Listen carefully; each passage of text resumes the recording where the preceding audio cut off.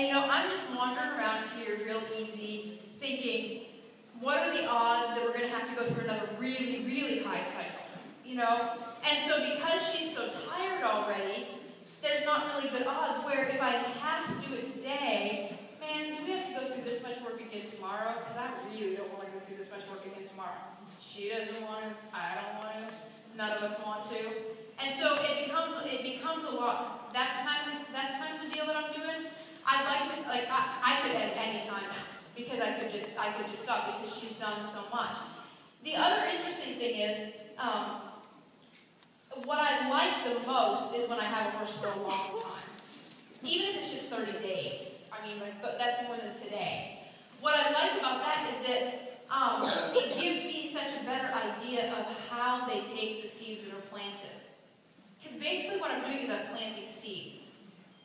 And when I plant this seed, you know, like, for example, some horses, when I plant the seed and I stop, like say I just dropped everything and walked out right now. Some horses, when I plant this seed, they'll come out tomorrow and you can practically walk up and rub the bag all over them. Because that's how that seed will have been taken in their mind.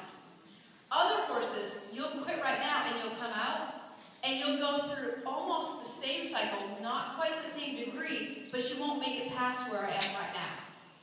That's when you really start to know. So I just need to keep emphasizing those things because we're going to have a lot of fun. And I get a lot of people who want to ride bridleless after they see us. You know, and it's not. One of the best summaries of it was after I'd done my first bridleless ride, I met one of the real high-up guys in the NRHA who taught at the judging schools. And they were like, Alan, this is Stacy Westfall. You remember? She's the one that did that ride a few months ago and won the bridleless down to maturity. And he stuck his hand up and he goes, hi, nice to meet you. You've put more people in the hospital than anybody I've ever met. You know, and that go into the bow. One is teaching the horse to hold his leg up. And two is using a rope, teaching it to go down and touch his knee. And I teach them as two separate things and then put them together that I can stick with for quite a while. So it's a real gentle tap.